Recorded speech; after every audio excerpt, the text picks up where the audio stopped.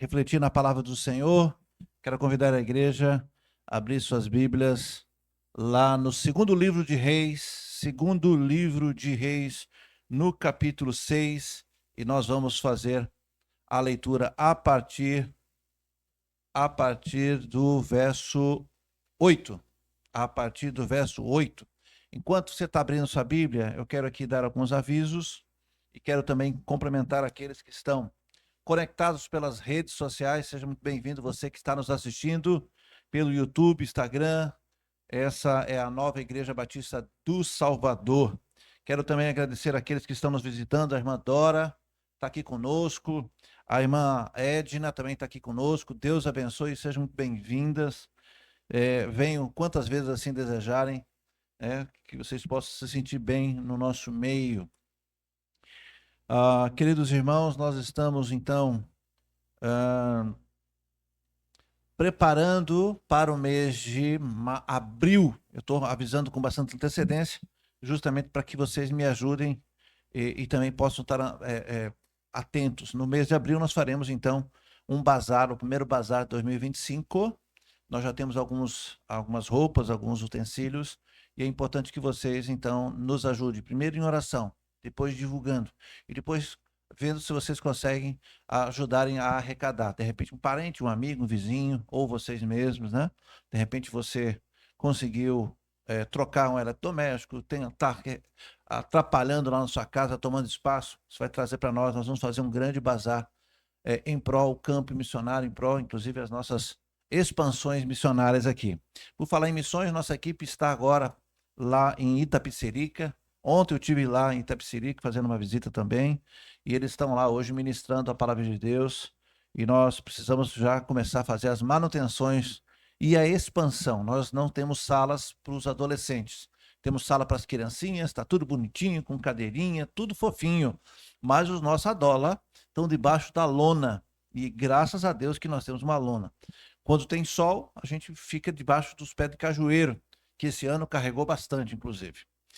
Mas nós temos como construir uma área para os adolas, então nós precisamos fazer esse bazar, inclusive para que a gente consiga ter os recursos necessários para a gente poder fazer essa expansão. Então, fique atento, já comece a arrecadar a partir de hoje, comece a falar com seus vizinhos, com seus irmãos, com quem você puder. Se é grande, a gente vai lá buscar. Agora, só tem um detalhe que eu quero aqui que a igreja fique bastante atenta. Essa arrecadação, seja de roupa, sapato, tudo que vai vir para a igreja, para a gente então fazer esse bazar, precisa ser funcional. Ou seja, não adianta você me doar um pé de sapato, tem que vir os dois, né? Não pode ser aquele sapato já estourado, porque se não dá para usar, se não vai dar para também outra pessoa usar. Então, esse bazar vai servir então para que a gente consiga favorecer a comunidade, porque a gente vai fazer um precinho de bazar. Nós temos a consciência, é doado para a igreja então vende por um precinho mínimo para que esse valor seja revertido em missões, tá certo? Então, tudo que for ofertado para a igreja, se você, por exemplo, uma vizinha, um parente doou roupa, alguma coisa, verifique lá na sua casa, antes de você acionar a igreja, dá uma olhadinha para ver se essa calça não está furada, não está rasgada, não está. Porque se tiver, irmãos, eu vou ser honesto com os irmãos, a gente não pode repassar isso, não vai estar ajudando, né? Então veja que de fato é útil, porque tem coisas que de fato dá para ser reaproveitado. Seja eletrodoméstico, seja roupa, seja sapato. Por que o pastor está dizendo isso? Porque a gente já tem uma certa experiência, e às vezes a pessoa diz, pastor, na casa lá da minha vizinha, ela tem duas sacolas de roupa. Aí eu pego o carro e vou lá na casa da vizinha, agradeço, oro. Quando eu chego aqui e abro a sacola, dessas duas sacolas, às vezes não aproveita nada. A vizinha, na verdade, quis se livrar, né? E, poxa vida, e é triste, né? Porque a gente cria uma expectativa, tá? Então eu estou sendo bastante honesto aqui com a igreja para que os membros tenham esse cuidado. Doe para a igreja aquilo que você sabe que outra pessoa pode usar, tá certo? Então esse ano nós teremos bastante cadeira, nós temos aqui muita cadeira, muita mesa, inclusive vocês mesmos, próprios irmãos, podem de repente até adquirir.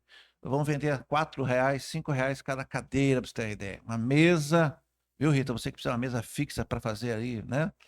Nós temos bastante material que nós vamos aqui, de maneira que a gente vai conseguir esse recurso para construir e, ao mesmo tempo, a gente vai conseguir também abençoar a comunidade. Então, essa é uma informação importante para vocês, tá bom? Nós estamos no verão e daqui a pouquinho os nossos adolescentes vão ficar na chuva. Então, nós precisamos arrecadar esse dinheiro para, antes do inverno, a gente conseguir fazer aquela cobertura lá. Nos ajude em oração, em doação, em divulgação. No dia do bazar, nós vamos fazer provavelmente 2 semanas de bazar. Nós vamos convidar a comunidade. Os nossos bazares aqui, graças a Deus, sempre foram cheios. A comunidade realmente comparece, tem sempre coisas boas. Então, fique atento com isso. Vamos então fazer a leitura desse texto. É um texto bastante conhecido.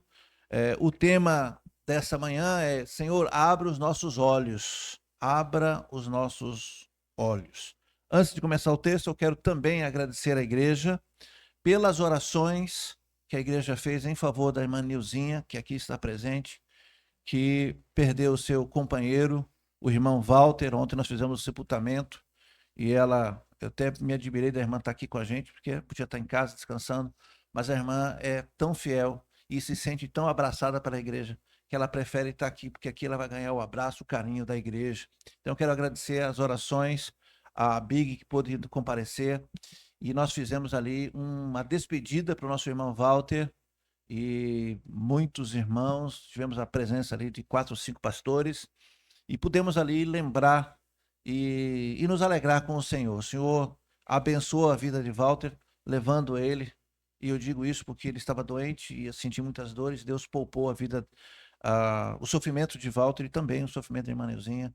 Irmã Neuzinha, se sinta ainda mais abraçado por essa igreja. Nós amamos a senhora, vamos cuidar como sempre fizemos. Sinta-se confortada e abraçada. O Senhor está cuidando da senhora e nós também vamos fazer parte desse cuidado. Vamos abrir então, vocês já estão com a Bíblia aberta, segundo livro de Reis, capítulo 6, e nós vamos ler a partir do verso 8. Diz assim a palavra do Senhor: Ora, o rei da Síria estava em guerra com Israel. Depois de reunir-se com seus conselheiros, disse: Montarei meu acampamento em tal lugar. Mas o homem de Deus mandava uma mensagem para o rei de Israel: Evite passar em tal lugar, pois os arameus estão descendo para lá. Assim, o rei de Israel investigava o lugar indicado pelo homem de Deus e, repetidas vezes, Eliseu então alertou o rei de Israel, que tomava as devidas precauções. Olha o verso 11. Isso enfureceu o rei da Síria, que, convocando os seus conselheiros, perguntou-lhes: Vocês não me apontarão qual dos nossos está do lado do rei de Israel? Respondeu um dos seus conselheiros: Nenhum de nós, majestade. É que Eliseu, o profeta que está em Israel, é que revela ao rei de Israel até as palavras que tu falas no teu quarto. Ordenou o rei: Descubra onde ele está, para que eu mande então capturá-lo. Quando lhe informaram que o profeta estava em Dotã, ele enviou para lá uma grande tropa de cavalos e carros de guerra, e chegaram de noite e cercaram a cidade. O servo do homem de Deus levantou-se bem cedo pela manhã, e quando ia saindo, viu uma tropa de cavalos e carros de guerra que havia cercado à noite. Então ele exclamou: meu senhor, o que faremos? E o profeta respondeu: Não tenha medo.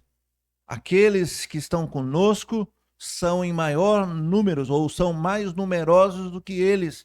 E Eliseu orou: Senhor, abre os olhos dele para que ele veja. Então o Senhor abriu os olhos do rapaz, e ele olhou e viu a colina cheia de cavalos de fogo ao redor de Eliseu. Até aqui tá bom. Nós vamos então começar a analisar esse texto.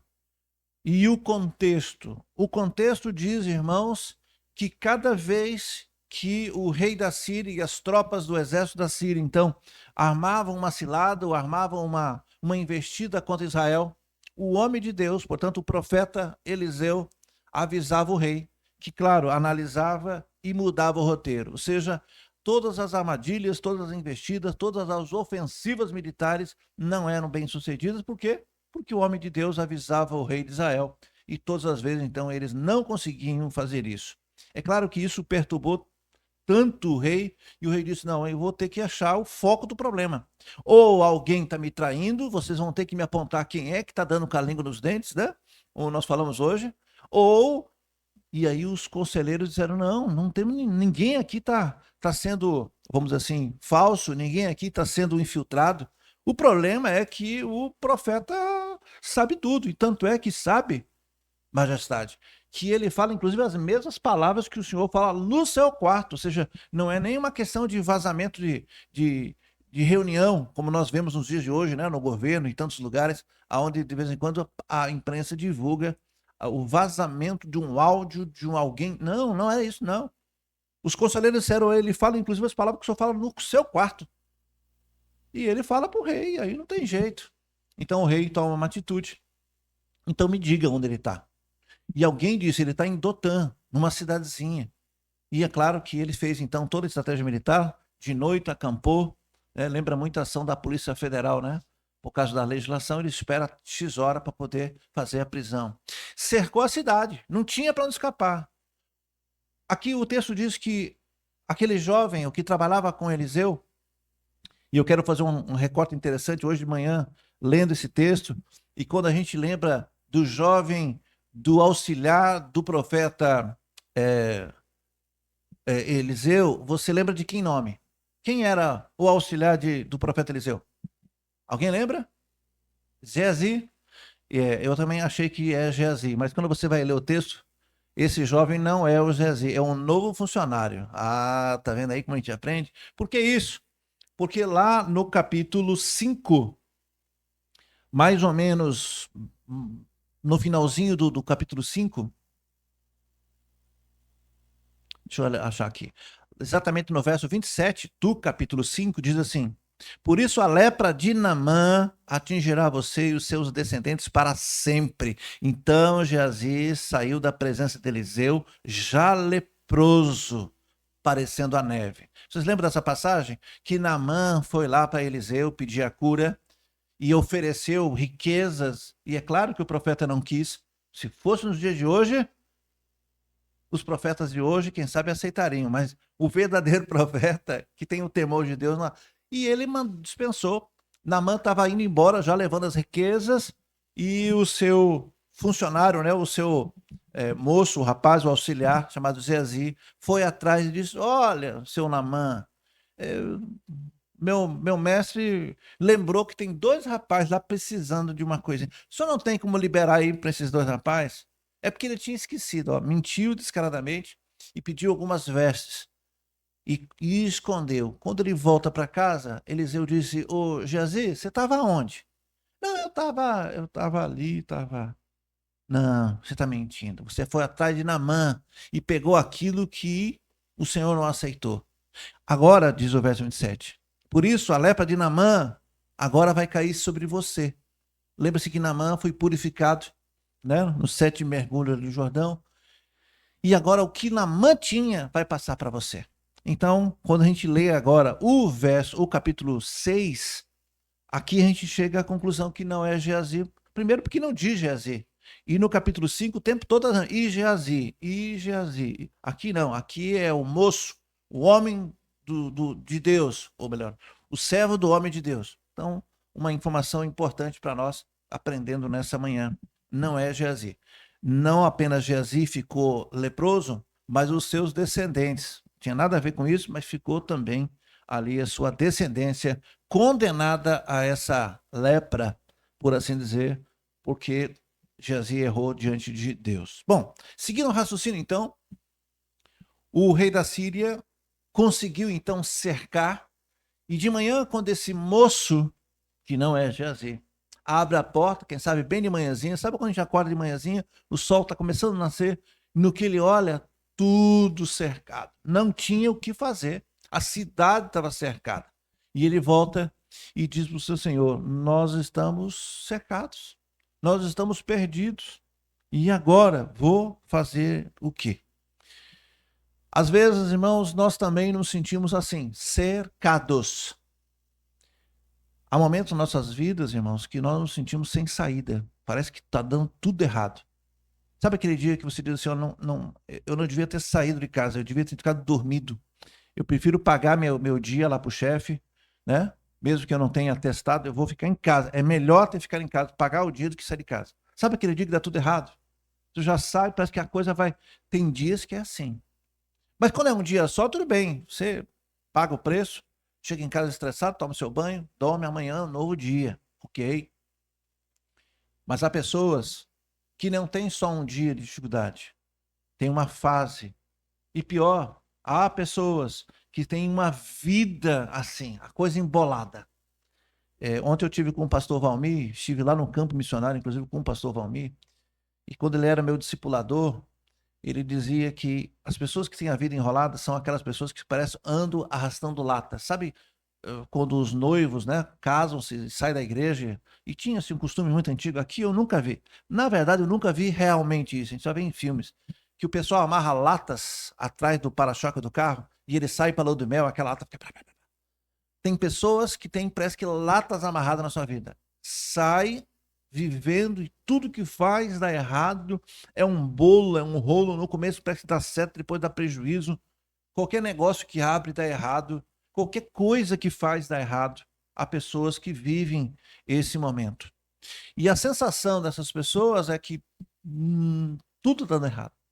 Mas nós que conhecemos a Cristo, entendemos por que certas pessoas, ou certas famílias, ou certas situações acontecem. Irmãos, nós somos afligidos. Tem semanas que você pode ser o santo que for.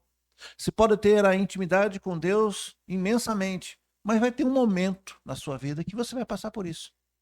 Vai. E isso não depende nem da mão de Deus, e acredite, nem do diabo. Ah, mas o pastor Marcos agora está fazendo a defesa do diabo. Não, eu estou sendo realista. Tem coisas que nem é o diabo. São coisas da vida, irmãos. Acontece porque acontece. Olha, quando um pneu fura, ou quando você leva um tropeção ali, quem sabe cai. Nem sempre. É porque você foi descuidado, é porque você não percebeu, é porque você não. Tem coisas que acontecem. Mas, por outro lado, há coisas que de fato acontecem, como nós oramos aqui, porque Deus interfere, é a mão da misericórdia que impede certas coisas de acontecer, e também as situações em que o inimigo coloca cordel de tropeço. Ou seja, ele é que cria dificuldades. Depende de nós. Depende de a gente ter uma visão no sentido de saber o que é Deus, o que é o diabo, o nosso inimigo, e o que sou eu mesmo. O que eu estou fazendo? Porque assim, irmãos, às vezes a gente planta coisa e não quer colher o resultado. E aí acontece. Ah, por que acontece isso comigo? Então entra muito a questão do vitimismo, né? Não é assim. Mas tem coisas que vai acontecer. Então, trazendo aqui para a história do profeta Eliseu, o profeta Eliseu era aquele homem que, claro, usado por Deus, fazia sua missão indicando e dando livramento. Deus livrava Israel através do profeta. Note, nunca foi o profeta Eliseu que dava o livramento a Israel. O profeta era apenas um instrumento. O profeta era um instrumento. Bom, e na falta do profeta? Na falta do profeta, nós temos a palavra de Deus que é o nosso guia. Então eu, hoje, de manhã, agora, como pastor, como pregador, eu estou na posição de profeta, não naquele profeta que a gente acha, não, eu não sei o futuro não. Aliás, eu sei, é só ler Apocalipse, só ler o restante aqui. Qualquer um pode ser profeta se ler tão somente a palavra. Nada de eis que o Senhor manda te dizer. Notaram que quando eu fui a ler a Bíblia, eu disse, assim diz a palavra do Senhor, verso 8. Ora, o rei da Síria estava... Porque eu estou lendo isso aqui. Então é o que o Senhor manda fazer. Na falta do profeta, como nos tempos antigos, nós temos a palavra de Deus. Irmãos, creia em mim, a palavra de Deus, portanto, as escrituras sagradas, é tudo que nós precisamos para ter uma vida regrada, pautada, moral, eticamente, sexualmente, financeiramente, né? A nossa felicidade, a nossa infelicidade, a nossa graça e a nossa desgraça está pautada na palavra de Deus. Lembro sempre que a palavra desgraça não é um xingamento, é simplesmente a ausência de graça. Tá certo? Esse profeta, então, usado por Deus, ele indicava e ajudava, usado por Deus, ele então ajudava o rei. E o rei se dava bem todas as vezes. Por quê? Porque ele ouvia a voz de Deus. Hoje à noite eu vou estar ministrando justamente sobre a voz de Deus, a importância de ouvir a voz de Deus. Se você quer ouvir a voz de Deus, eu acho que você vai ter que voltar hoje à noite, porque é exatamente sobre esse tema que eu vou pregar. Então, você vai vir e Deus vai falar com você. O rei, então, conseguia livrar as ciladas, e conseguia se livrar das ciladas, conseguia, então, evitar o combate, portanto, perda humana do exército israelense, ou do povo de Deus, porque ele ouvia a voz de Deus. Assim nós, irmãos, podemos poupar dinheiro, podemos poupar tempo, podemos poupar muitos desgastes quando você ouve a voz de Deus. Mas o que acontece muitas vezes? Nós usamos a nossa experiência, nós estamos tão desesperados que a gente não ouve a voz de Deus. Palavra de Deus. Então, que falta faz você fazer uma leitura pela manhã da palavra de Deus? Que falta faz você fazer ali uma meditação? Que falta faz você vir para a igreja? Ah, pastor, mas eu estou lá em casa, como vocês estão me vendo aqui. Ok, se você está doente, se você tem um impedimento, se você, enfim, mas podendo, não é melhor estar aqui? Olha o exemplo da irmã Nilzinha, que eu acabei de dizer que eu me espantei vendo ela aqui. Irmãos, não foi fácil. Ainda ontem ela se despediu do seu marido, do seu companheiro. Hoje está aqui, na presença do Senhor, para ser alimentada. Olha que exemplo.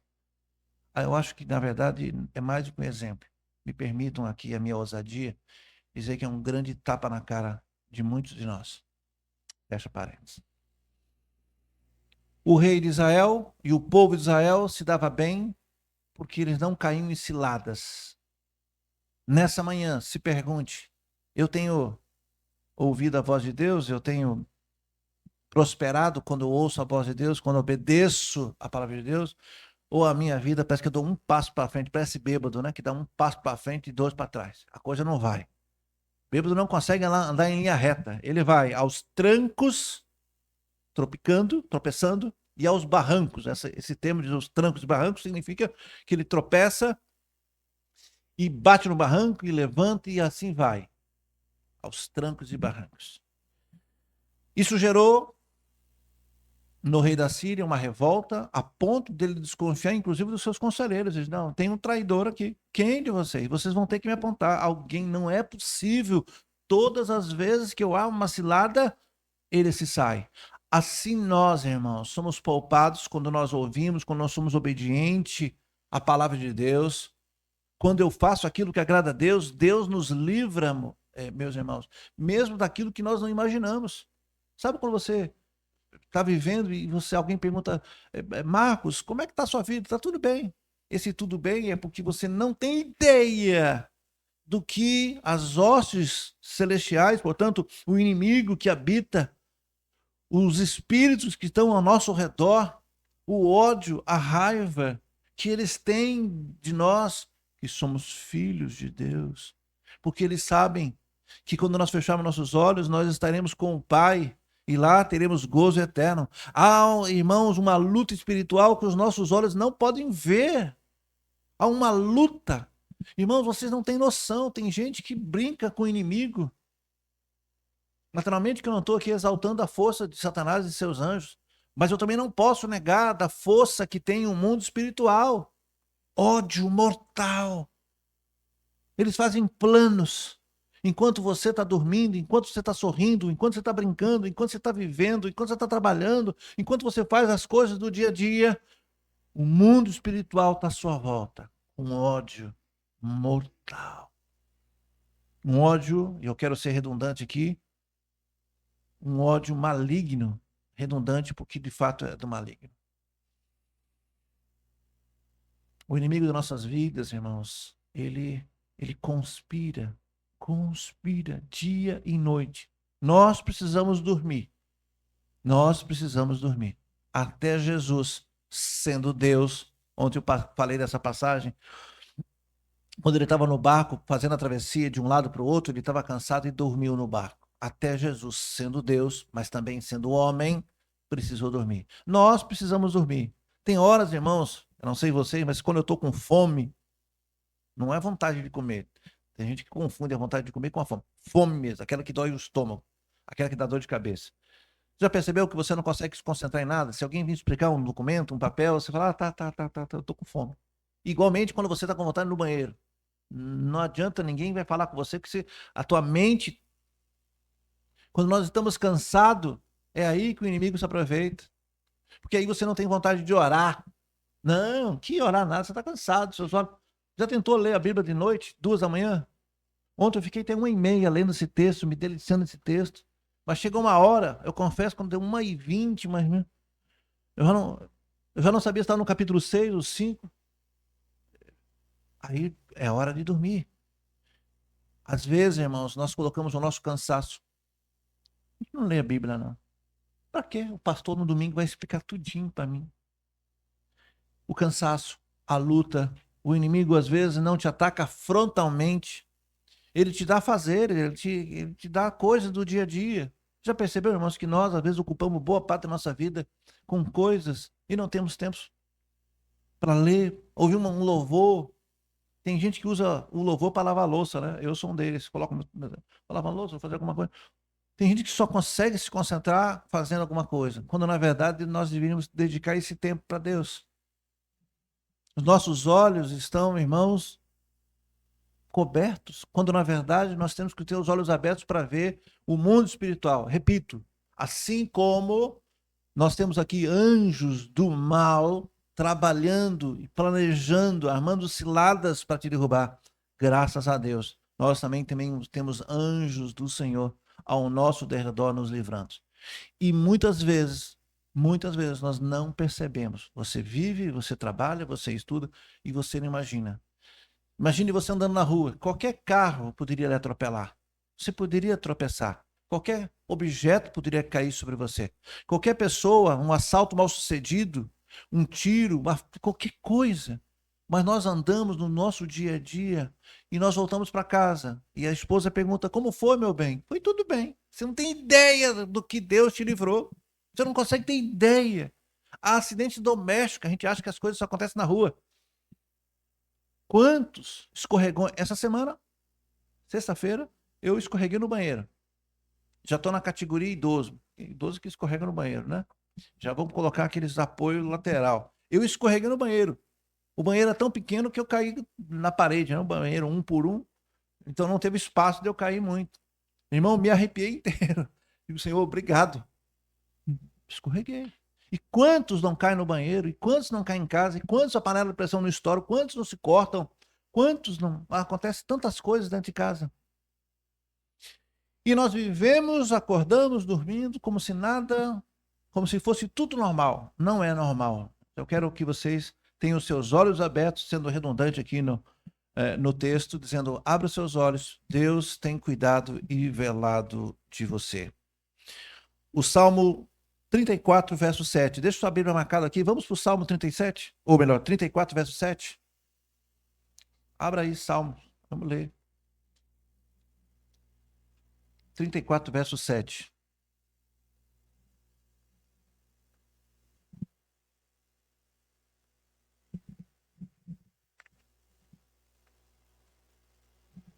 Todos acharam? Salmo de Davi, número 34, verso 7. Diz assim: o anjo do Senhor é sentinela ao redor daqueles que o temem e os livra. Não confunda com o anjo da guarda. Isso aqui é outra coisa. Existem anjos. Pastor, então todo mundo tem o seu anjo particular. Não, filho, você não é VIP, não. Né? Igual você tem o segurança. Nós temos anjos que trabalham de fato e que nos rodeiam e que nos livram do mal. Né? Essa visão de que cada um tem um anjo. Bom, se eu tiver um anjo, eu tenho dado muito trabalho para ele. Muito. Mas nós temos anjos que nos livram. Então, o próprio Deus, pessoalmente, usando o profeta, ele avisava o rei e o rei ouvia. Só isso nós temos um grande aprendizado hoje. Se nós ouvirmos a palavra de Deus e demos valor para ela e obedecemos ela, você vai se dar bem sempre. Por que que algumas pessoas se dão tão mal? E por que que algumas se dão tão bem? É fácil. Obediente e desobediente. Até no mundo secular, até nesse mundo maligno que nós vivemos aqui. E quando eu digo mundo maligno, porque a Bíblia diz que o mundo jaz do maligno. Eu estou dizendo não a natureza, mas o mundo, o sistema. Até aqui, irmãos, até nesse mundo completamente corrompido, existe uma espécie de recompensa para quem faz aquilo que é certo e uma recompensa para aquilo que faz o que é mal. Até mesmo o tráfico, nos tribunais, que a gente vê muito na televisão, os tribunal do tráfico. Então, um morador ali, que anda na linha, o tráfico ali, não estou dizendo que isso é certo, é absolutamente errado. Não só o tráfico, mas também com as milícias, você vê isso.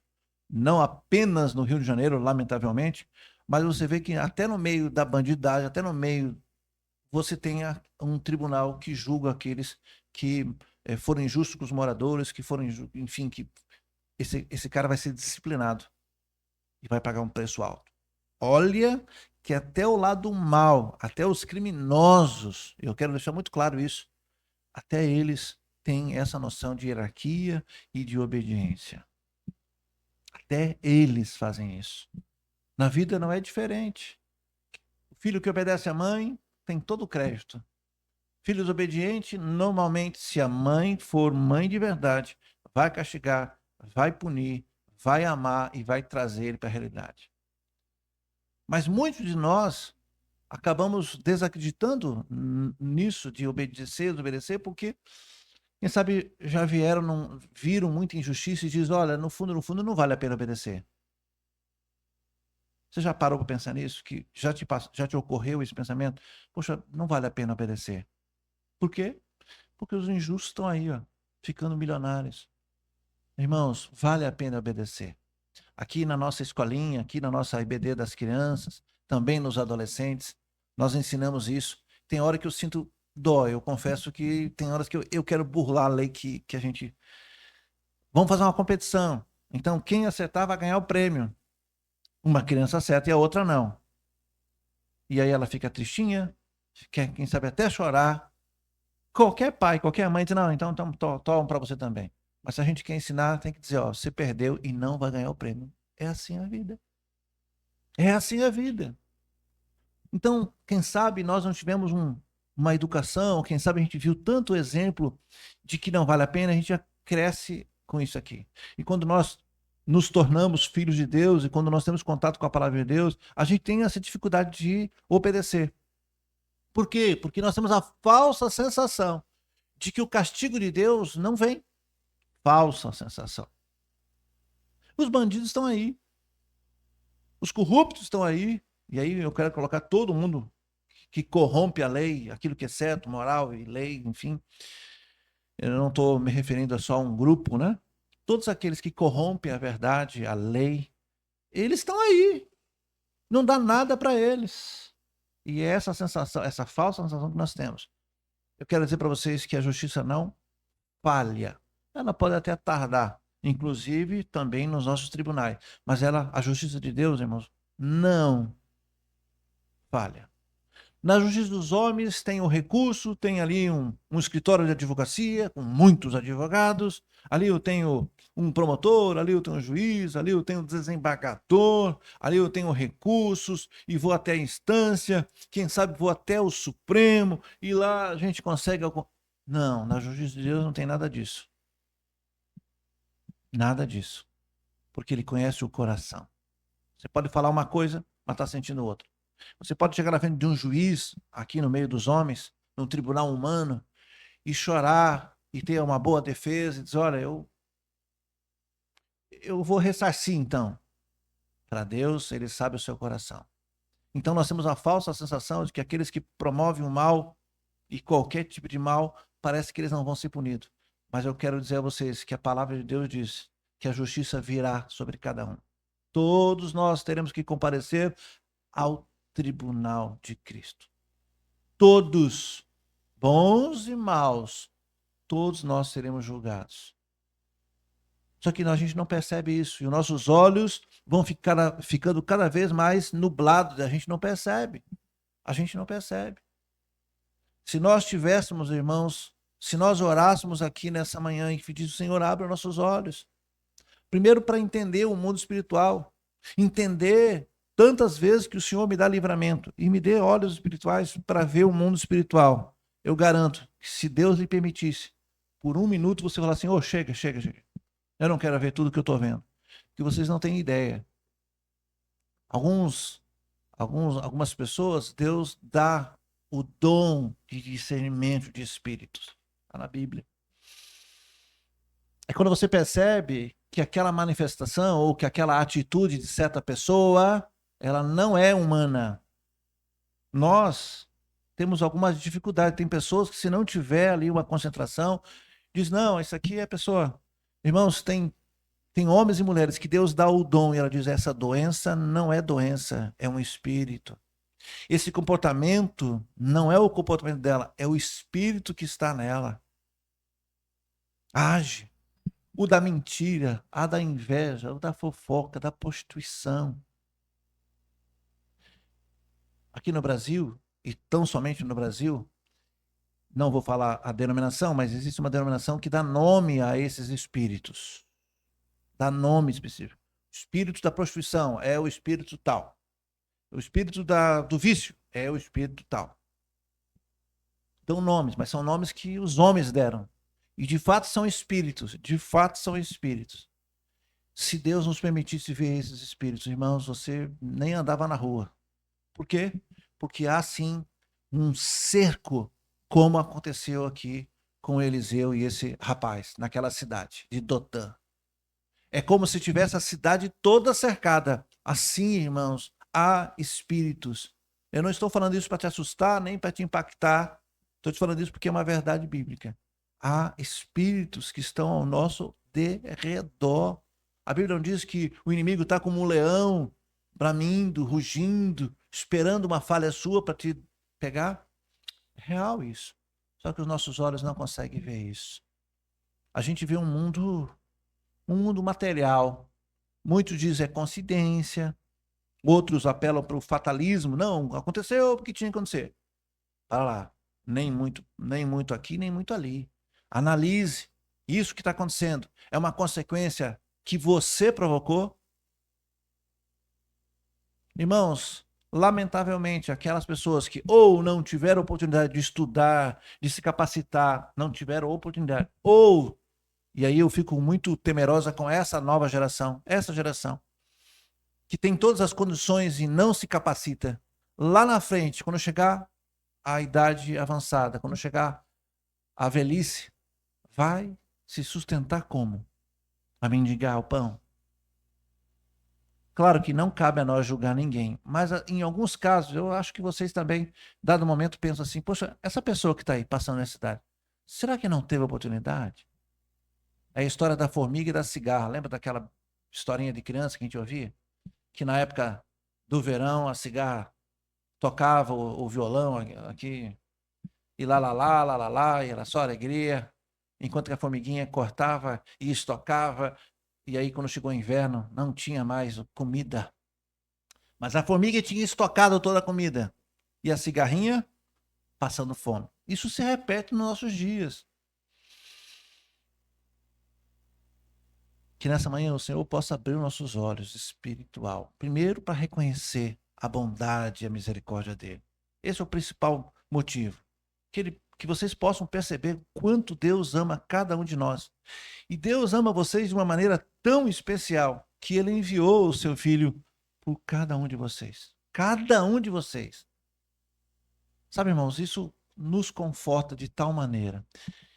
Se Deus abrisse nossos olhos, nós também poderíamos ver, como eu estou dizendo aqui, do mundo espiritual do mal. E você poderia ficar muito mais atento. Sabe, irmãos, o mundo espiritual é real.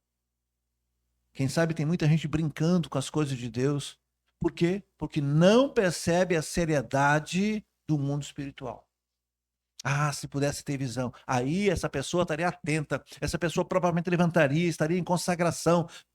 Provavelmente ia fazer jejum. Essa pessoa estaria fazendo a devocional dela. Essa pessoa estaria muito atenta. Por quê? Porque ela tem essa visão. É só comparar as crianças, nossos filhos e netos. Eles não têm noção do perigo. Vamos para tal lugar? Eles não perguntam onde, se é perigoso, eles vão. Às vezes eles colocam a mão na tomada, às vezes eles andam na beira de piscina, na beira de... mexe com o cachorro, e é o pai, a mãe, o avô e a avó que dizem, não, não faça isso, menino. Você vai cair, você vai se machucar, você vai se cortar. Por que nós evitamos dar tesouras para as crianças? Inclusive, na nossa salinha aqui, as tesouras são arredondadas. A gente aqui, quando a criança é pequenininha, nem sabe essa massinha de moldar? Não dá. Pincel atômico não dá. Por quê? Porque elas não têm noção. Coloca na boca, pode se intoxicar. Assim somos nós, como crianças, andando do lado do devorador, do lado do... Tem gente brincando com coisa séria. Analise aí como é que você está. Você tem essa visão? Tanto das bênçãos e o livramento de Deus, você consegue enxergar isso? Você é grato a isso? Você consegue imaginar ou consegue ter noção do perigo que nós corremos no dia a dia, irmãos? Quem anda de carro, quem tem profissão arriscada, meu Deus, é livramento o tempo todo.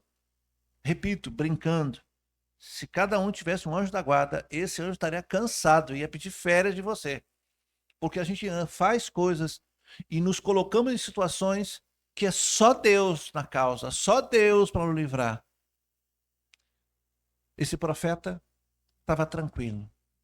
Quando aquele jovem entra e diz assim, meu Senhor, nós estamos perdidos, nós estamos cercados. Ele diz, calma, vá lá para fora, eu vou orar. E eu vou pedir que Deus abra os seus olhos para que você veja. Eliseu tinha intimidade com Deus. Eliseu conseguia enxergar tanto as bênçãos de Deus, como também as artimanhas do inimigo. Hoje nós queremos aqui fazer uma comparação do homem da pessoa que tem intimidade com Deus e da pessoa que não tem intimidade com Deus. A pessoa que não tem intimidade com Deus nem reconhece, portanto, é um ingrato. E é um ingrato porque não tem noção das coisas. Vou de novo fazer a comparação com nossos filhos. As criancinhas, os nossos, né? Eles não têm essa noção do quanto os pais, e talvez até os avós, se esforçam para que eles tenham casa e comida. Eles não têm noção de quanto custa uma casa. Eles não sabem que uma casa pode custar de 100 a 1 milhão, 2 milhões. Ele não sabe noção. Ele não sabe que alguém tem que trabalhar duro para ganhar o dinheiro, e não só ganhar o dinheiro, para ir no mercado, fazer a compra, trazer para casa, ainda ter que cozinhar a comidinha, né? O iogurte, o queijinho, as guloseimas, elas não têm noção, ela só diz, eu tô com fome, eu quero... Aí quando você dá uma coisa para ela, seja um iogurte, ela, não quero, não tem noção. E a gente nem vai explicar para a criança, você não tem noção quanto eu trabalhei para te dar esse iogurte. Mas ela não tem noção. O fato é que quando dá fome, ela quer comer. Quando dá sono, ela quer dormir. Ela tem que ter uma cama quentinha, arrumadinha. A mãe, o pai, o avô, compra aquelas, o sapatinho, o tênisinho.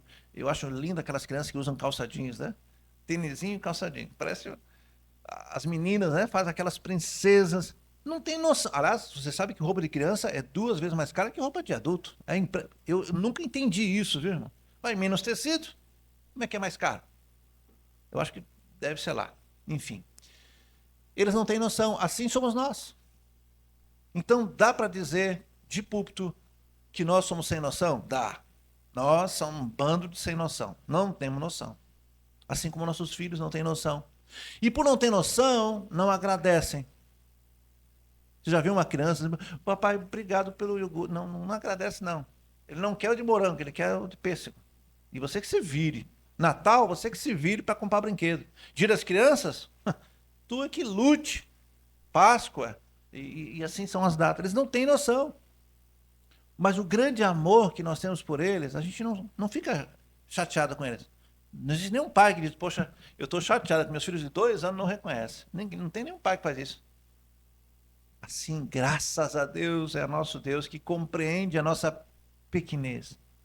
Mas tão logo que você cresça, tão logo que se torne adulto, né? Esse ano é 2025, estão falando sobre crescimento, tão logo você tenha essa noção como você está tendo hoje, volte para casa, dobre o seu joelho, se humilhe perante o Senhor, Senhor, obrigado, eu não tinha noção, eu não conseguia compreender.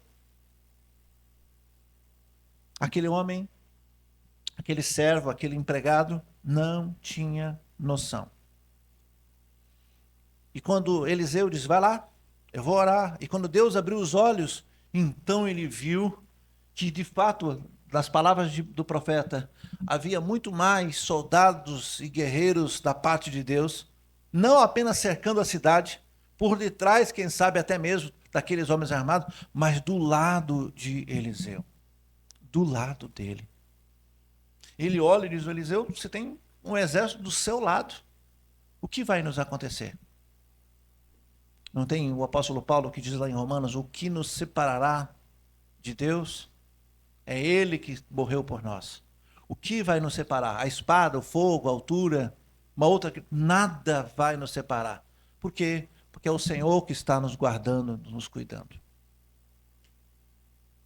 Então eu quero aqui já entrar finalizando com essa verdade prática. O que nós aprendemos com isso, irmãos? Que nós não estamos sós, graças a Deus. Por quê? Porque o próprio Jesus diz, eis que estou contigo. Parece até uma frase de efeito, parece só mais um versículo, mas quando você internaliza isso e compreende essa verdade bíblica, Jesus, ele próprio disse, eis que estou contigo todos os dias. Até quando? Até a consumação dos séculos, ou seja, até o fim. Irmão, você pode ter um melhor amigo, uma melhor amiga, vai ter dia que ele não vai poder lhe atender, não vai poder lhe ajudar, está colado. Você sabe quando as pessoas dizem, eu estou com você e não abro. Já contei para os irmãos aqui que todo pastor se arrepia quando alguém diz assim, pastor, conte comigo. A gente tem que sorrir, né? Ah, tá bom, meu irmão. Por dentro eu digo, vai me abandonar na primeira dificuldade. Vai correr no primeiro vento. Pastor, conte comigo, estou colado, tô... É só ligar. Meu irmão, pastor, porque está doendo aqui, pastor, porque agora chegou visita, porque sei lá o quê. É assim mesmo. E eu também vou falhar com vocês. Não estou falando só de você, não. Estou falando de mim também. Pastor falha. Aliás, o ser humano falha. Mas a promessa do Senhor, eis que estou contigo todos os dias. Aí sim, na alegria, no choro, na dor, está lá Jesus com a gente. Eliseu disse, calma, não tenha medo. Está com medo do quê? Maior são e mais numerosos, não apenas maior, mas mais numerosos os que estão conosco. E aí nós temos essa frase, inclusive, replicada no Novo Testamento. Nós falamos isso, maior é o que está dentro de nós do que está no mundo. Não é isso que a gente fala? Pois é, essa frase, quem disse foi Eliseu, de maneira diferente, porque ele usa a questão de números, né? Que na visão daquele servo, ele diz, a cidade está cercada. Então, que número deveria ser para ser maior? O dobro do cerco da cidade. Ele diz, olha, é muito maior. Aliás, a gente usa essa expressão até hoje, né? Já viu que você sozinho é uma pessoa, quando você está em dois já é diferente. Eu me lembro que quando eu era criança, Big, eu era encrenqueiro na escola, misericórdia. E aí, quando eu estava sozinho, eu ficava caladinho, né? Quando eu estava em dois, eu já começava a engrossar o pescoço. E quando eu estava em cinco, andava assim, ó, magrelo, bracinho fininho, mas porque isso acontece.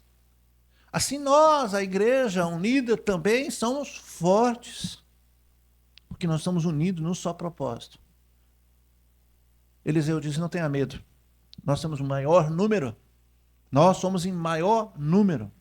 Eu já contei aos irmãos, eu vou lembrar mais uma vez, que agora me passou pela cabeça, que quando eu estudava, eu já estava no ensino, já indo para o ensino médio, né? Naquela época eu falava primeiro grau, segundo grau, né? Hoje em dia ninguém mais sabe como é que é. Oitavo período, sétimo, é uma confusão que eu prefiro nem tentar entender. Mas eu era menino e eu tinha, claro, algumas desavenças, porque eu também me aproveitava quando eu estava em maior número e quando eu era encontrado sozinho, e aí? E aí como é que vai dar conta?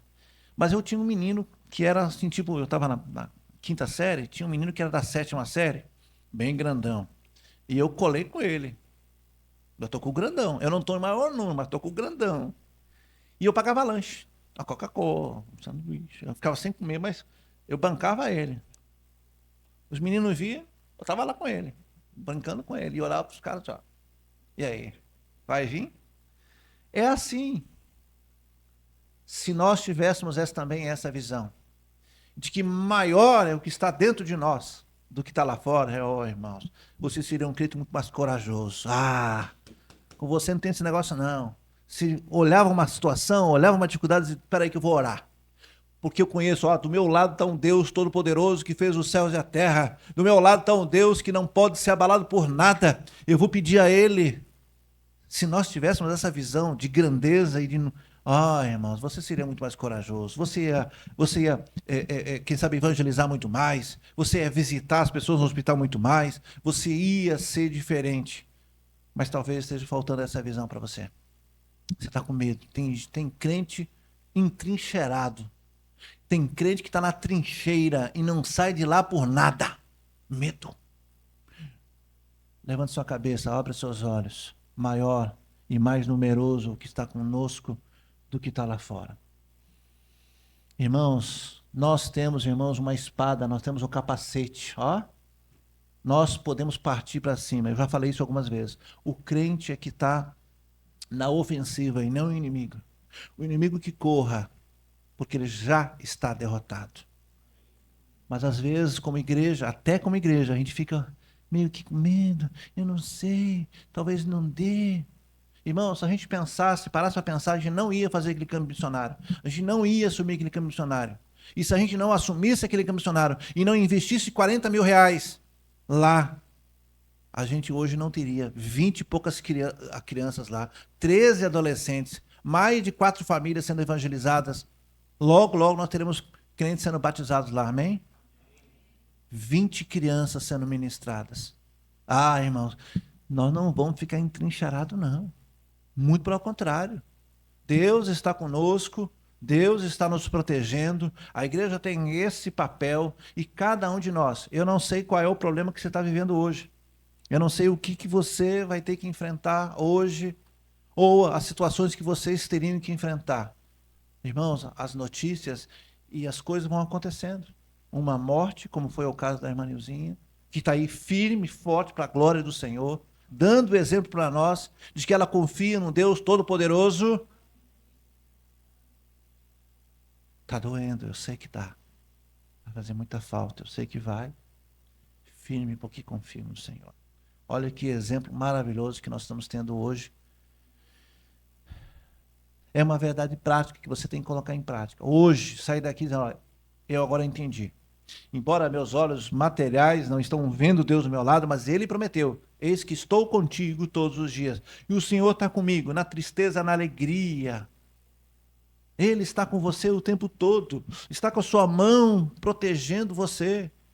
Quanto mais íntimo você está dele, mais você consegue sentir a presença dele, mais protegido ele está. Quanto mais longe da presença dele, menos protegido você está. Veja, não é ele que está longe de você, é você que está longe dele. Para ter essa intimidade é na oração, na obediência, irmãos. Senão, não vai.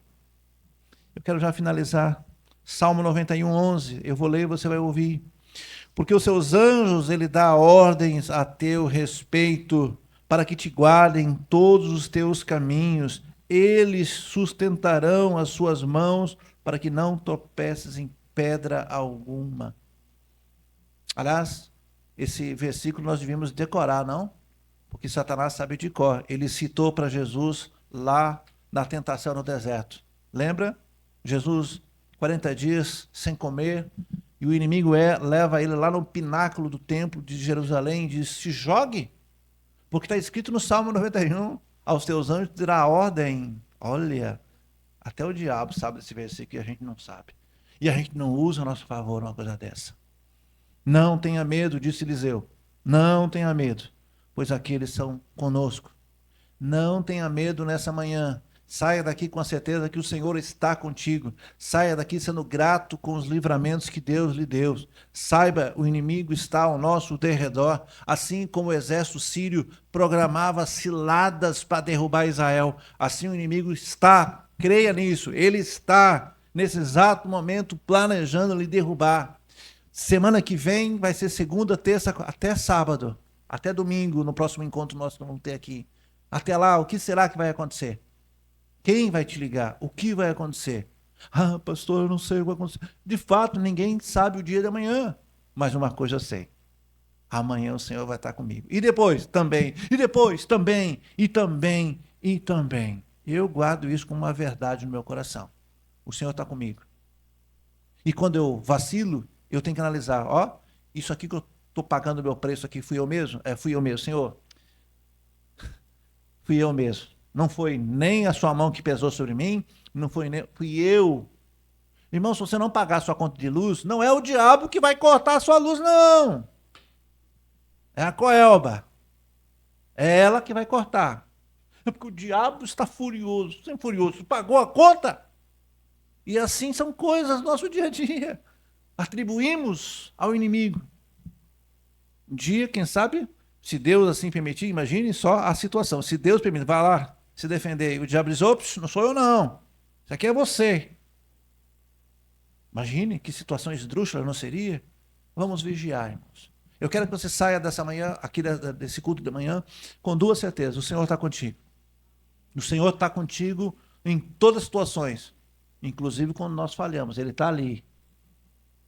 Outra situação. Saiba que o inimigo está, sim. Ele não está de boa, não. Ele está tramando. Essa semana, ele vai tentar pegar você em alguma coisa. Vigie.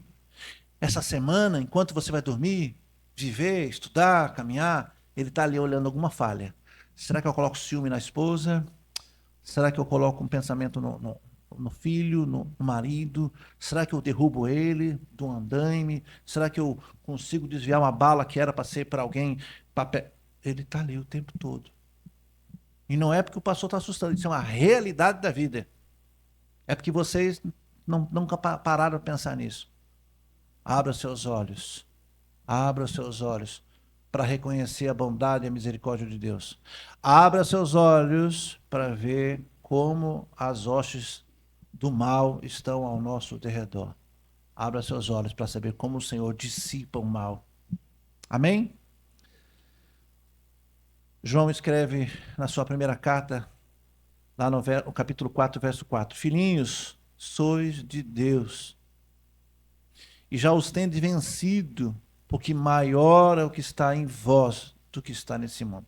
O apóstolo João pega a fala do profeta e ele então dá a instrução. Filhinhos, vocês são de Deus, vocês foram alcançados, os seus nomes estão escritos no livro da vida, suas vestes foram então purificadas, estão brancas. Vocês já venceram o mundo, porque maior é o que está dentro de vocês do que está no mundo. Vamos baixar nossa cabeça. Eu queria que você saísse daqui pelo menos agradecido. Senhor, eu quero agradecer pelos livramentos. As ciladas de Satanás. Os dados inflamados. Agradeça a Deus pelo livramento do laço do passarinheiro. Quantas vezes o diabo quis se derrubar? Na doença de um filho, na intriga, às vezes no desemprego, às vezes na dor, às vezes tocando na tua saúde. Quantas vezes você tem vencido? O apóstolo João diz que nós já vencemos. Você tem vencido? Você tem dado lado para o inimigo? A primeira coisa que você vai fazer é dizer, Senhor, muito obrigado. Diga, Senhor, eu tenho sido um ingrato, uma ingrata. Senhor, eu estou como uma criança pirracenta que, em vez de agradecer, ainda quer escolher. Ainda quer escolher e quer dar ordem quando o Senhor vai fazer, como o Senhor vai fazer e de que maneira. Senhor, perdoa, Senhor, a cada um de nós. Quem somos nós? Nós somos como, ó Deus, barro na mão do oleiro, Senhor. Quem somos nós? Como pode o barro ordenar o oleiro? Faça de nós, Senhor, aquilo que o Senhor bem entende. E nós queremos agradecer todos os livramentos, seja de acidentes, seja de ciladas, ó Deus, de doenças, ó Deus. Quantas coisas nós poderíamos estar enfrentando e nem percebemos. Muito obrigado, Senhor, porque o Senhor tem sido bondoso. E nós, muitas vezes, não temos nem reconhecido isso, Deus. Nós nem percebemos isso. Abra nossos olhos, Senhor. E assim pedimos também que o Senhor abra, Senhor, o nosso entendimento, de maneira que nós possamos perceber a ação do inimigo. Para que nós tenhamos discernimento de espírito, Senhor. Há quantas pessoas sendo usadas pelo diabo. Quem sabe ele provocando. Quem sabe soprando coisa no seu ouvido. Quem sabe ele provocando para você brigar. Quem sabe o diabo está usando, inclusive, familiares nossos, pessoas da família, para tirar você do sério. Pessoas que ficam falando e ficam inflando, ficam fofocando, ficam fazendo tudo para você desestabilizar. Diga, Senhor, me dê essa visão, para que eu possa repreender a ação do inimigo. Nos livra, Senhor, de todo mal. O Senhor ensinou isso na oração do Pai Nosso. Nos livra de todo mal. Abra nossos olhos para que sejamos gratos. Abençoe o teu povo, Senhor. Perdoa o seu povo. Perdoa a ignorância do seu povo. Nos ajude, Senhor, a ter a visão ampliada, assim como teve o profeta, de maneira que deu também ao seu funcionário, ao seu auxiliar, e ele pôde ver a glória de Deus. Muito obrigado, Senhor, pela vida de cada um. Obrigado pelo cuidado que você teve com a irmã Nilzinha, com a sua família. O irmão Walter, que está agora contigo, ó Deus.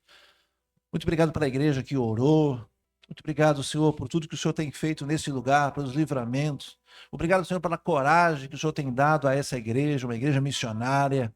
Obrigado por aqueles que estão, ó Deus, nos visitando, Senhor. Obrigado por aqueles que estão nos assistindo, de maneira que nós possamos retornar hoje, porque hoje é o dia do Senhor, e ouvir a sua voz. Em nome de Jesus, eu te louvo e te agradeço. Amém? Amém. Nós vamos ficar de pé, nós vamos louvar o Senhor. Enquanto eu me despeço de vocês que estão em casa, fazendo um convite, se você não puder estar presencialmente, esteja conosco, estaremos ao vivo a partir das 19 horas. Depois do louvor, irmãos, cumprimente o seu irmão, nos ajude ali com a cantina, de maneira que você possa consumir, se degustar ali da cantina e cooperando assim, então, com a obra missionária. Deus abençoe a vocês.